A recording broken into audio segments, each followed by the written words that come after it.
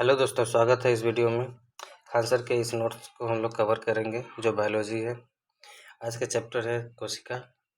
ठीक है, तो बने रहिएगा इस वीडियो में और जो जो इम्पोर्टेंट रहेगा मैं आपको बताता चलूँगा। ठीक है, तो चलिए शुरू करते हैं।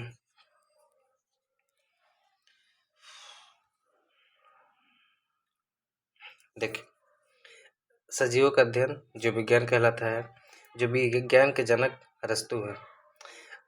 जीव विज्ञान को दो शाखाओं में बांटते हैं, जूलॉजी और बोटनी। जूलॉजी के अंतर्गत जंतुओं का अध्ययन करते हैं, जिसे जूलॉजी के जनक अरस्तु हैं। बोटनी के अंतर्गत पेड़ पौधों का अध्ययन करते हैं, जिसे बोटनी के जनक थियोफ्रेक्टस को कहा जाता है। ठीक है, कोशिका का अध्ययन साइटोलॉजी कहलाता है। याद रखिएगा, ये वेरी वेरी इंपॉर्टेंट है। ठीक है, कोशिका के प्रत्येक जीवधारी की संरचना क्रियात्मक इकाई है। प्रत्येक जीवधारियों का शरीर कोशिका से मिलकर बना होता है। कोशिका की खोज 1665 ईस्वी में रॉबर्ट हुक ने किया था। वेरी वेरी इंपॉर्टेंट है, इस लाइन को भी याद रखिएगा। किंतु इन्होंने मृत कोशिका को खोजा था। फादर ऑफ साइटोलॉजी कहते हैं इनको। क्वेश्चन पूछा जाता है कि फादर ऑफ साइटोलॉजी किसे कहा जाता है, तो बोलिएगा रॉबर्ट हुक को। मृत कोशिकाओं को नेफ्रोसिस कहा जाता है। Very very important. ठीक है, अब देखिए, रॉबर्ट ब्राउन ने अपनी कोशिका से संबंधित खोजों का वर्णन माइक्रोग्राफिया में किया था। रॉबर्ट ब्राउन वही है जिन्होंने केंद्रक का खोज किया था। याद होगा ना, केंद्रक। ठीक है ना, सेंट्रोसोम जिसको बोलते हैं, या फिर केंद्रक। ठीक है, केंद्रक का खोज रॉबर्ट ब्राउन ने किया था। और जो इन्होंने खोज किया तो किस पुस्तक में लिखा था, माइक्रोग्राफिया नामक पुस्तक में लिखा था। सर्वप्रथम जीवित कोशिका की खोज 1674 ईस्वी में एंटोनी वान लीवेनहॉक ने किया था। इन्हें फादर ऑफ बैक्टीरियोलॉजी भी कहा जाता है, क्योंकि इन्होंने ही बैक्टीरिया की खोज की थी। ठीक है ना, और जीवित कोशिका की खोज भी एंटोनी वान लीवेनहॉक ने किया था। याद रहेगा। ठीक है, मृत कोशिका को रॉबर्ट हुक ने खोजा था और जीवित कोशिका को एंटोनी वान लीवेनहॉक ने खोजा था। स्लाइडेन और स्वान ने कोशिका सिद्धांत दिया था। ये भी बहुत इंपॉर्टेंट है, याद रखिएगा। कोशिका सिद्धांत किसने दिया था, स्लाइडेन और स्वान ने दिया था। कहा कि शरीर कोशिकाओं से बना है, अतः कोशिका शरीर के सबसे छोटी इकाई है। ठीक है, आगे चलते हैं। सबसे छोटी कोशिका माइक्रोप्लाज्मा की होती है। सबसे बड़ी कोशिका शुतुरमुर्ग का अंत या फिर एग ऑफ ओस्टीज। सबसे लंबी कोशिका तंत्रिका तंत्र या ब्रेन की होती है। मानव में सबसे बड़ी कोशिका ओवम अंडाणु में फीमेल में होता है। मानव में सबसे छोटी कोशिका स्पर्म होता है। ये सारे पॉइंट याद रखिएगा, बहुत इंपॉर्टेंट पॉइंट है। ठीक है, अब देखिए, कोशिका तंत्र में किसी भी प्रकार का विभाजन नहीं होता। सॉरी, तंत्रिका कोशिका में किसी भी प्रकार का विभाजन नहीं होता। तंत्रिका कोशिका बोलने का मतलब है यहाँ ब्रेन में कोशिका विभाजन नहीं होता, अतः यह क्षतिग्रस्त कोशिका को ठीक नहीं कर पाता। इसी कारण से चोट लगने पर शीघ्र मृत्यु हो जाती है। मतलब दिमाग में अगर चोट लग गया तो अब इंसान का बचने की उम्मीद, इंसान का किसी का भी बचने की उम्मीद बहुत कम हो जाता है। ठीक है, सबसे तेजी से कोशिका विभाजन लीवर या जिगर में होता है, यकृत। ठीक है, ये भी इम्पोर्टेंट है, याद रखिएगा, और ये भी इम्पोर्टेंट है, दोनों याद रखिएगा। अपने क्षतिग्रस्त कोशिकाओं को स्वतः ही ठीक कर देता है। अगर हम लीवर का आधे भाग को काट कर निकाल दें, ठीक है ना, अगर हम लीवर के आधे भाग को काट के निकाल देते हैं तो भी ये आधा भाग का निर्माण खुद ही कर लेगा। इसमें इतना बहुत तेजी से कोशिका विभाजन होता है। चलिए आगे बढ़ते हैं। जीव द्रव्य, इसकी खोज पुरकिंजे ने किया था। याद रखिएगा, बहुत इंपॉर्टेंट है। यह एक तरल गाढ़ा पदार्थ होता है। हेक्सेले ने इसे जीवन का भौतिक आधार बताया। ये क्वेश्चन पूछा जाता है कि जीव द्रव्य को जीवन की इकाई या जीवन का आधार, भौतिक आधार किसने बताया था, हक्सले ने बताया था। यह सभी जैविक क्रियाएं इसी द्रव के अंतर होती है। इसका 80% भाग जल का बना होता है। यह दो प्रकार का होता है, एक कोशिका द्रव, एक केंद्रक द्रव। देखिए, ये है, मान लीजिए कोशिका है और ये विष का केंद्रक। जो द्रव कोशिका के अंदर पाई जाती है उसे कोशिका द्रव कहते हैं। जो केंद्रक के अंदर पाई जाएगी उसे केंद्रक द्रव कहेंगे। इसमें कोई कंफ्यूजन वाली बात नहीं है। ठीक है, चलिए आगे चलते हैं। कोशिका द्रव कोशिका को सूखने से बचाता है। क्वेश्चन पूछा जाता है कोशिका को सूखने से कौन बचाता है, तो याद रखिएगा, कोशिका द्रव्य। ठीक है, आखिर वही पानी है, तो पानी रहेगा तो जाहिर सी बात है सूखेगा नहीं। कोशिका भित्ति या फिर इसको क्या बोलेंगे, cell wall. Cell wall cellulose का बना होता है। देखिए, सा से सेल वॉल, सा से सेल्यूलोज, याद रखिएगा। और केवल पादपों में पाया जाता है या पेड़ पौधों को सुरक्षा प्रदान करता है। ठीक है, जीवाणु एक पादप होता है जिसकी कोशिका भित्ति पेप्टिडाइल कोन की बनी होती है। याद रखिएगा, जीवाणु की कोशिका भित्ति पेप्टिडाइगल कोन की बनी होती है, और जो पौधों की कोशिका भित्ति है वो सेल्यूलोज की बनी होती है। कवक की कोशिका भित्ति काइटिन की बनी होती है। क से कवक, क से काइटिन। ठीक है। अब देखिए कोशिका झिल्ली, यह जंतु और पादप दोनों में पाए जाते हैं। कोशिका के अंदर सभी अवयव झिल्ली के अंदर रहते हैं। कोशिका के अंदर जाने वाले पदार्थों का नियंत्रण करता है, मतलब ये निर्धारित करता है कि कोई गलत पदार्थ कोशिका के अंदर ना चले जाए। यह अर्धपारगम्य होता है, मतलब मतलब थोड़ा सा आर पार, जैसे प्लास्टिक होता है, सफ़ेद रंग का प्लास्टिक कुछ आर पार दिखता है, उसी तरह से अर्धपारगम्य होता है, माने थोड़ा आगे पीछे इस तरफ और उस तरफ दिखाई देता है। ठीक है, आगे बढ़ते हैं। माइटोकॉन्ड्रिया की खोज अल्टमैन ने किया था। वेरी वेरी इंपॉर्टेंट, याद रखिएगा इस चीज़ को। यहाँ ऑक्सीश्वसन होता है, मतलब यहाँ जो हम लोग ऑक्सीजन लेते हैं वो यहीं पर आगे काम करता है। हम फेफड़े का काम है ऑक्सीजन को ग्रहण करके रखना, उसके बाद जो रक्त में जाता है, रक्त में जाने के बाद ये माइटोकॉन्ड्रियम आता है, यहीं पर हम एनर्जी का निर्माण होता है। ठीक है, यह क्रेब्स साइकिल चलता है। यहाँ क्रेब्स साइकिल क्वेश्चन पूछा जाता है, क्रेब्स साइकिल कहाँ चलता है, क्या क्रेब्स चक्र कहाँ चलता है, तो बोलिएगा माइटोकॉन्ड्रिया में, जिसके फलस्वरूप एटीपी और ग्लूकोज बनते हैं, हमें ऊर्जा मिलती है। इसी कारण से कोशिका का पावर हाउस कहा जाता है। ठीक है, क्वेश्चन पूछा जाता है कि कोशिका का पावर हाउस किसको कहते हैं, तो आंसर होगा माइटोकॉन्ड्रिया को कहा जाता है। चलिए आगे बढ़ते हैं। देखिए कोशिका के आंतरिक दीवारों को माइटोकॉन्ड्रिया के आंतरिक दीवारों को क्रिस्टी कहा जाता है। ये भी बहुत इंपॉर्टेंट है, याद रखिएगा।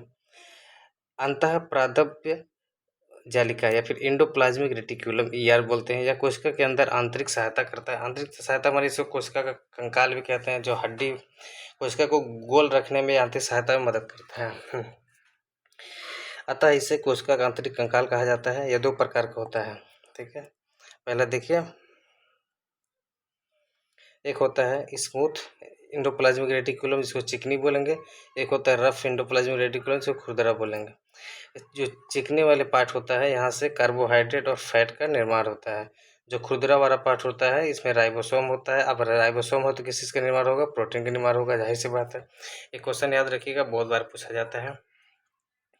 स्मूथ इंडोप्लाज्मिक रेटिकुलम, अब स्मूथ है और चिकनी है। चिकनी मतलब जहाँ स्लिप करता हो। स्लिप कहाँ करता है, जहाँ कार्बोहाइड्रेट हो या फिर फैट या फिर तेल वगैरह रहेगा, वहीं पर स्लिप करेगा ना। तो स्मूथ इंडोप्लाज्मिक रेटिकुलम में किस चीज़ का निर्माण होता है, कार्बोहाइड्रेट और फैट का निर्माण होता है। और जो रफ वाला है, जो खुरदरा भाग है, वहाँ पर राइबोसोम होता है, तो प्रोटीन का निर्माण होता है।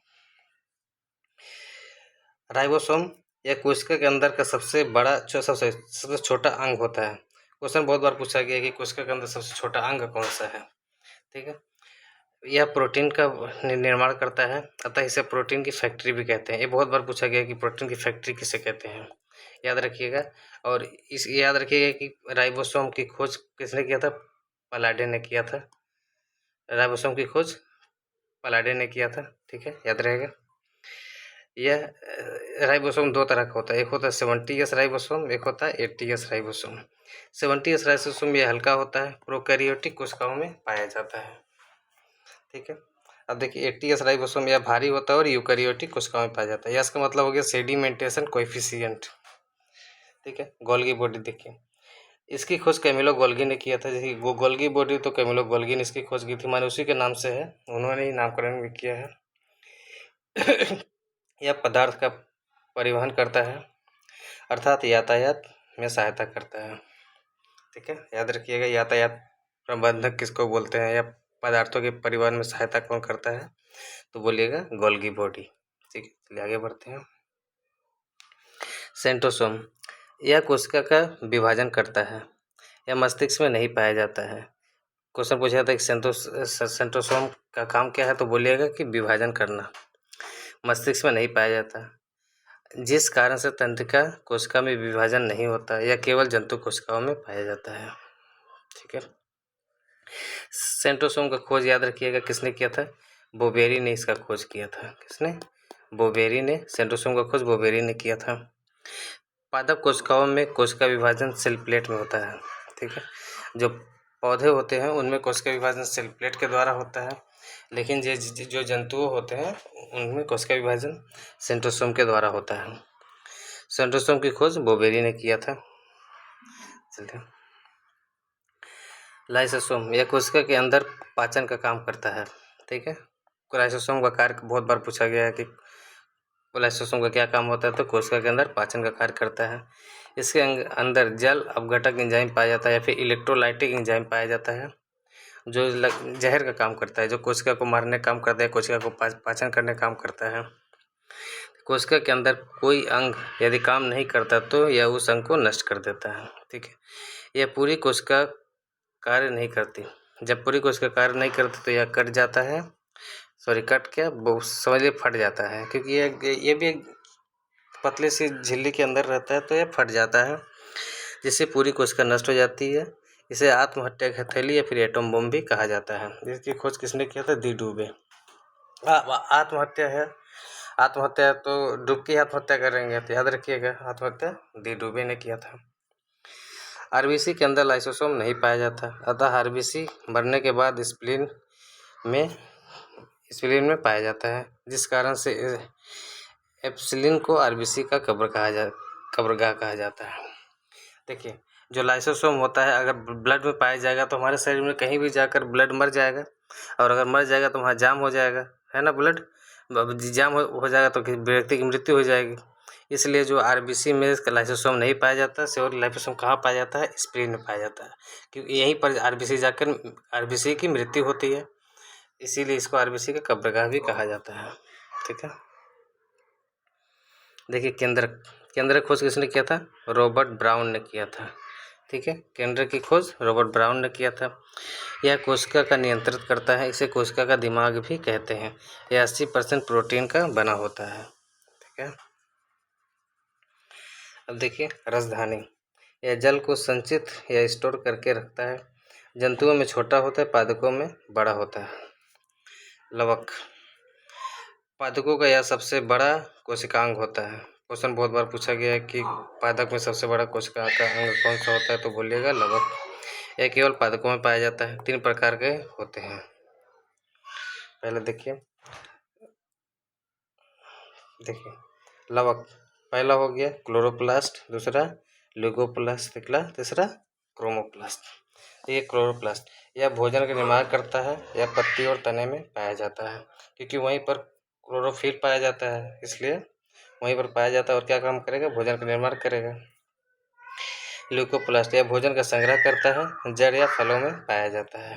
ठीक है, अभी भोजन का संग्रह करेगा, संग्रह कहाँ करता है? या तो जड़ में करेगा या तो फल में करेगा। हम लोग वही खाते हैं, या तो जड़ खाते हैं या तो फल खाते हैं, है ना। कभी कभी तना को भी खाते हैं, जैसे आलू खाते हैं। आलू क्या है? तना है ना। तना में भी भोजन का संग्रह होता है। अब देखिए क्रोमोप्लास्ट यह रंग प्रदान करता है, जैसे टमाटर और मिर्च को लाइकोपेज के द्वारा लाल होता है, गाजर कैरोटीन के कारण पीला होता है, चुकंदर विटामिन के कारण लाल होता है, फलों का पीला रंग जंतुफिल के कारण होता है। याद रखने वाली चीज़ है, इसे याद रखिएगा। चलिए आगे बढ़ते हैं।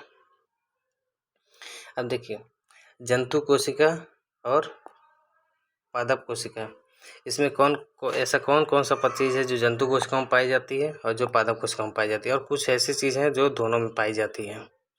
ठीक है, जैसे देखिए जो जंतु कोशिका है वो बहुत छोटी होती है, तो गोल होती है, वैक्यूल्स इसका छोटा होता है, इसमें सिलिया, फ्लैगेला और लाइसोसोम पाया जाता है।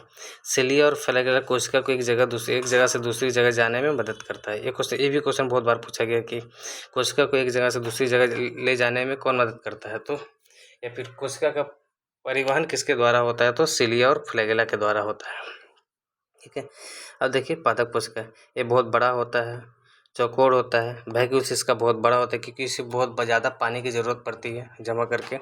इसमें सेल वॉल पाया जाता है, प्लास्टिड पाया जाता है, क्लोरोप्लास्ट पाया जाता है ना। अब देखिए कुछ ऐसी चीज़ें हैं जो दोनों में पाई जाती हैं। झिल्ली हो गया, माइटोकॉन्ड्रिया हो गया, राइबोसोम एटीएस हो गया, एंडोप्लाज्मिक रेटिक्यूलम, गाल्गी बॉडी, केंद्रक और सेंट्रोसोम।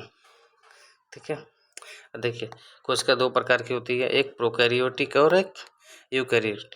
जो जंतु अविकसित होते हैं, माने बहुत ही छोटे होते हैं, उनमें प्रोकैरियोटिक पाई जाती है। जो विकसित हो जाते हैं पूरी तरह से, उन्हें यूकैरियोटिक पाई, जैसे पादप हो गया, जंतु हो गया, ये पूरी तरह से विकसित होते हैं तो इन्हें यूकैरियोटिक पाए जाते हैं। अब देखिए मान लीजिए हम लोग ह्यूमन के अंदर क्या पाया जाएगा, हम लोग पूरी तरह से विकसित होते हैं तो हमारे अंदर यूकैरियोटिक कोशिका पाई जाती है। ठीक है, चलिए आगे बढ़ते हैं।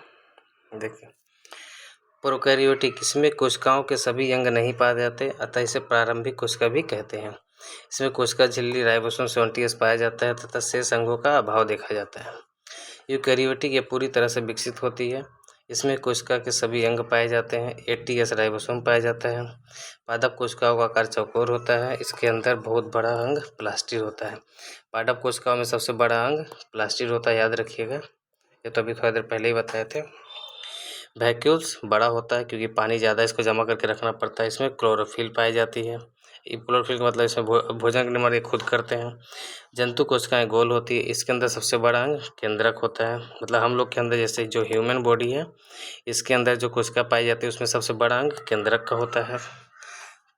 ठीक है, चलिए आगे बढ़ते हैं। अब देखिए ये है प्रोकैरियोटिक और ये है यूकैरियोटिक। प्रोकैरियोटिक मतलब हो गया जो प्रारंभिक या फिर अविकसित है। यूकैरियोटिक हो गया जो पूरी तरह से विकसित जीव है। ठीक है, ये प्रोकैरियोटिक बहुत छोटी होती है, अविकसित रहेंगी छोटी होंगी। No envelope for nucleus, nucleus माने किसी झिल्ली के अंदर नहीं होता है, इसी तरह से घूमते रहता है पूरा बॉडी में। श्वसन जीव द्रव्य में होता है। हम लोग का जैसे श्वसन माइटोकॉन्ड्रियम होता है, इनका श्वसन जीव द्रव्य में होता है। पेप्टिडाइगलकोन की बनी होती है इनका कोशिका भित्ता, और इनका सेल्यूलोज की बनी होती है। पौधों की सेल्यूलोज की बनी होती है कोशिका भित्ति। इसमें 70S राइबोसोम पाई जाती है, इसमें 80S राइबोसोम पाई जाती है। और हमारे जो न्यूक्लियस होता है उसको वो एक इन्वेलप या फिर कोशिका झिल्ली में बंद रहती है, या फिर उसको केंद्रक झिल्ली भी बोल सकते हैं। और हमारी जो कोशिका होती है वो बड़ी होती है। ठीक है, अब देखिए कुछ कुछ होता है जो दोनों में कॉमन पाई जाती है, जैसे सिलिया, फ्लैगेला, डीएनए, जीव द्रव्य, प्रकाश संश्लेषण, झिल्ली, कोशिका भित्ति दोनों पाई जाती है, लेकिन दोनों अलग अलग है। राइबोसोम दोनों पाया जाता है, लेकिन इसमें 70S इसमें 80S पाई जाती है। और हम लोग को कुछ एक्स्ट्रा भी पाई जाती है, जैसे माइटोकॉन्ड्रिया, गल्गी बॉडी, सेंट्रोसोम और लाइसोसोम। ठीक है, चलिए आगे बढ़ते हैं। कोई क्वेश्चन दिया गया है, बोला कि बिना कोशिका भित्ति वाले कोशिका में क्या नहीं पाया जाता। बिना कोशिका भित्ति वाले कोशिका का मतलब हो गया जिसमें कोशिका झिल्ली पाई जाती है ना, जिसको बोलते हैं सेल मेम्ब्रेन। सेल मेम्ब्रेन में क्या नहीं पाया जाता है, तो उसमें क्लोरोफिल नहीं पाया जाता। बाद बाकी लाइसोसोम, एंडोप्लाज्मिक रेटिकुलम, माइटोकॉन्ड्रिया पाई जाती है, मगर क्लोरोफिल नहीं पाई जाती। अब देखिए गुणसूत्र, मानव में 23 जोड़े या फिर 46 पाए जाते हैं गुणसूत्र। इसका खोज वाल्डेयर ने किया था। एक क्वेश्चन बहुत बार पूछा गया है कि गुणसूत्र की खोज किसने किया था, वाल्डेयर ने। इसके ऊपरी भाग को सेटेलाइट, मध्य भाग को सेंट्रोमियर और निचले भाग को टेलोमर कहते हैं। ठीक है, देखिए कैसे याद करेंगे। देखिए जो सेटेलाइट होता है, सेटेलाइट वो ऊपर में रहता है, सेटेलाइट तो आकाश में देखना पड़ता है, तो सेटेलाइट बीच में है तो सेंट्रोमियर, और सबसे नीचे हो तो क्या होता है, पूछ, जिसको क्या बोलेंगे, टेल। टेल मतलब पूछ हो गया, तो क्या हो जाएगा, टेलोमियर। याद रहेगा ना। चलिए आगे बढ़ते हैं। सेंट्रोसोम कोशिका के अंदर पाए जाते हैं। सेंट्रोसोम के अंदर डीएनए पाया जाता है। ठीक है, डीएनए के अंदर जीन पाए जाते हैं। जीन पर माता पिता के गुणसूत्र पाए जाते हैं, और जीन ही आनुवंशिकता का आधार है। और याद रखिएगा जीन की खोज जोहानसन ने किया था। ठीक है, चलिए आगे बढ़ते हैं। देखिए ये है एक क्रोमोजोम है। ठीक है, क्रोमोजोम को अगर हम इसी तरह खींच देते हैं तो ये हो जाता है जीन, इसको बोलते हैं जीन। और जब इसको और थोड़ा खींच देते हैं तो इस तरह से दिखाई देने लगता है, इसको बोलेंगे हम लोग डीएनए। ठीक है, और ये जो बीच में लाइन दिख रहा है इसको बोलते हैं न्यूक्लियोटाइड। ठीक है ना, न्यूक्लियोटाइड एटी और जीसी का एक बॉन्ड होता है, एडेनिन, थायमिन और गुआनिन साइटोसिन का बना होता है। डबल बॉन्ड और ट्रिपल बॉन्ड रहता है। ठीक है, अब देखिए जीन का खोज किसने किया था, जोहानसन ने किया था। और क्रोमोसोम का खोज किसने किया था, वाल्डेयर ने किया था। मेल के अंदर 44 + XY रहता है। ठीक है, ये 44 क्या है, ये भी x है, 44x, और ये 44x + XX, कुल मिला कितना हो गया, 46, है ना। अब देखिए अगर आप मेल है तो आपके अंदर XY पाया जाएगा, और अगर आप फीमेल है तो आपके अंदर XX पाया जाता है। ठीक है, ये जो 44 है इसको बोलते हैं ऑटोसोम, और XY है इसको बोलते हैं एलोसोम। ये 44 से हमारे शरीर का निर्माण होता है। किसका निर्माण होगा? बॉडी का निर्माण होगा। किसका निर्माण होगा? बॉडी का। और ये जो XY है इससे लिंग का निर्माण होता है। लिंग का निर्माण होता है इससे। ठीक है, ये 44 से बॉडी का निर्माण होगा, XX से लिंग का निर्माण होगा। मतलब अगर फीमेल है तो XX रहेगा तो आपका लिंग, आपका फीमेल वाला लिंग रहेगा, और आपका XY रहेगा तो मेल वाला लिंग रहेगा। ठीक है, आगे बढ़ते हैं। कुछ जीवों के क्रोमोसोम। देखिए, जीवाणु में 1 क्रोमोसोम पाया जाता है, मच्छर में 6 क्रोमोसोम पाया। देखिए, मच्छर में 6 आता है तो 6 क्रोमोसोम। घरेलू मक्खी 12 क्रोमोसोम पाते। मक्खी को जितना भी भगा दो, 1-2 मक्खी कहीं से आ ही जाएगी, 1-2 मतलब 12 हो गया। मटर 14 हो गया, 14 मटर। ठीक है, प्याज 16, नींबू का, छोटा नींबू का 14 हो गया, 18 हो गया, बड़ा नींबू का 36 हो गया। मक्का 20 हो गया। मक्का का जब हम खरीदने जाते हैं भुना हुआ मक्का तो कितना रुपये में आता है? 20 रुपये में।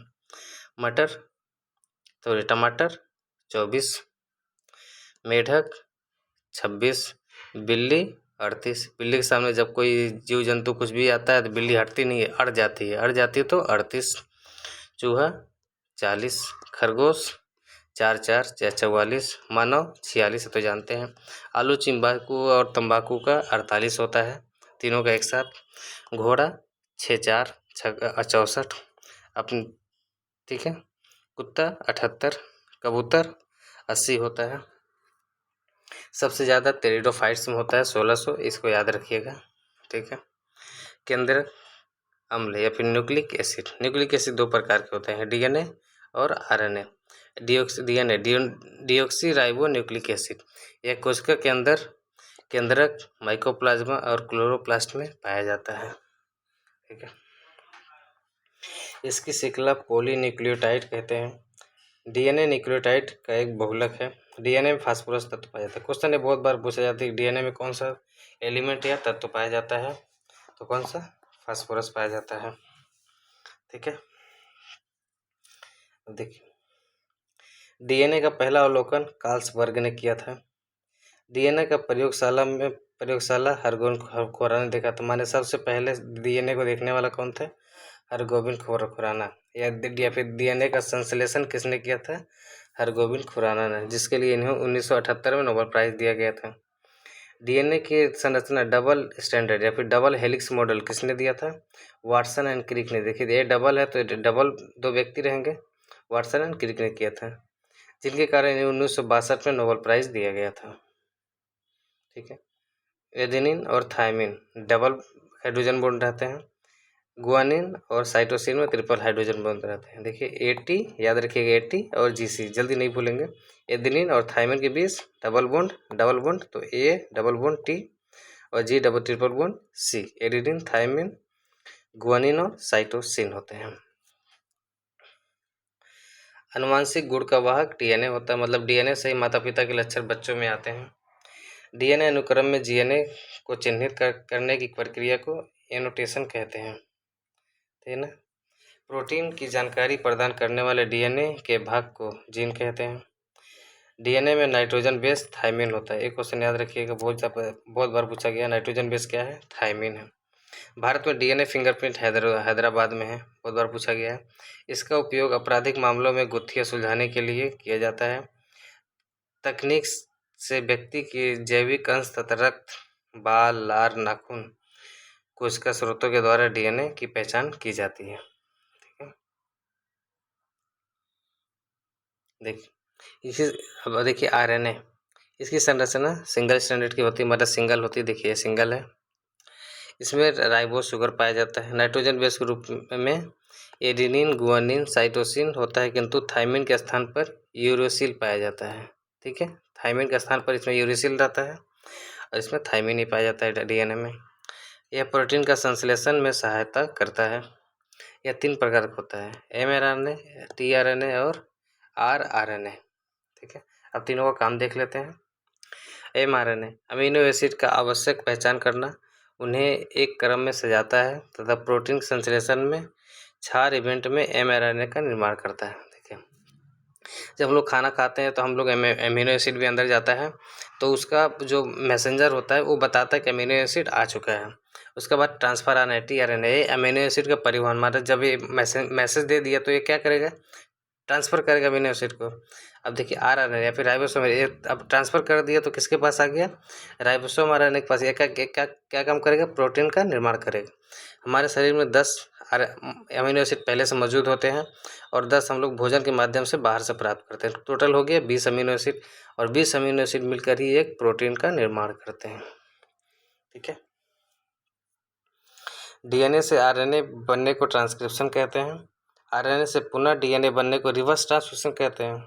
आरएनए से प्रोटीन बनना ट्रांसलेशन। अब प्रोटीन निर्माण की अंतिम अवस्था को ट्रांसलेशन कहते हैं, क्योंकि प्रोटीन की तो अंतिम निर्माण है, उसके बाद ये वापस डीएनए नहीं बन सकता। डीएनए से डीएनए बनने को रेप्लिकेशन कहते हैं। इसको हम लोग चित्र के माध्यम से समझते हैं। देखिए, जैसे आपका डीएनए है, डीएनए से डीएनए बनने को क्या बोलेंगे, रेप्लिकेशन, क्योंकि वही रिप्लाई हो जा रहा है, वापस वही बन जा रहा है, तो रेप्लिकेशन। और डीएनए से आरएनए में ट्रांसक्रिप्शन। अब फिर उल्टा आएंगे ना, आरएनए से डीएनए तो रिवर्स ट्रांसक्रिप्शन। आरएनए से प्रोटीन को ट्रांसलेशन कहते हैं। और प्रोटीन बनने के बाद आप वापस आरएनए नहीं बना सकते, ना आरएनए बनेगा ना ही डीएनए बनेगा। ठीक है। अब देखिए कोशिका विभाजन। यह एक कोशिका टूटकर 2 या 2 से अधिक कोशिकाओं का निर्माण कर देता है, इसे कोशिका विभाजन कहते हैं। कोशिका विभाजन, जिस कोशिका का विभाजन होता है उसे मदर सेल या माता पिता सेल कहते हैं। विभाजन के बाद बनने वाली नई कोशिका को डॉटर या बेटी सेल कहते हैं। आपके मदर से उत्पत्ति तो डॉटर की होगी। जंतुओं में कोशिका विभाजन सेंट्रोसोम में होता है। ठीक है। लेकिन पादप में कोशिका विभाजन सेल प्लेट द्वारा होता है। चलिए आगे बढ़ते हैं। कोशिका विभाजन 3 तरह का होता है, असूत्री, समसूत्री और अर्धसूत्री। असूत्री, इसमें कोशिकाएं 2 भाग में टूटती हैं। यह विभाजन जीवाणु, विषाणु, सूक्ष्मजीव, प्रोकैरियोटिक में होती है। यह सबसे आसान विभाजन है। इस प्रकार से विभाजन में मदर सेल का आकार बड़ा होने लगता है, आगे बढ़कर चलकर वो बीच में से धंस जाता है और 2 भागों में बढ़ जाता है। देखिए, ये पेरेंट सेल है, ये बीच में धंसना शुरू हो रहा है ना। अभी और ज़्यादा धंसेगा तो 2 भाग में, अलग अलग भागों में टूट जाएगा। इसको सेल पार्टीशन या फिर डॉटर सेल बोलेंगे। ठीक है। अब देखिए, इसमें कोई सूत्र नहीं होता है विभाजन में, इसीलिए इसको असूत्री बोलते हैं। जिसका कोई सूत्र नहीं, उसमें असूत्री कैसे विभाजन होता है, या तो बॉडी 2 भाग में बढ़ जाती है, या तो कोई एक अंग अलग होकर एक और अंग का निर्माण कर देता है, उसको असूत्री विभाजन बोलेंगे। ठीक है। अब देखिए समसूत्री विभाजन। यह विभाजन कायिक कोशिकाओं में या सोमैटिक सेल में होता है। जनन कोशिका, ओवम और स्पर्म एक पर्सन को छोड़कर शरीर के कायिक कोशिका बना होता है। माने हमारा जो शरीर है, स्पर्म और ओवम को छोड़कर सब जगह समसूत्री कोशिका विभाजन होता है। कोई भी चीज़, जैसे हमारा शरीर कहीं कट फट गया, उसको ठीक करने के लिए समसूत्री विभाजन की जरूरत पड़ती है। ठीक है। इसमें एक मदर सेल टूटकर 2 डॉटर सेल का निर्माण करती है। ठीक है।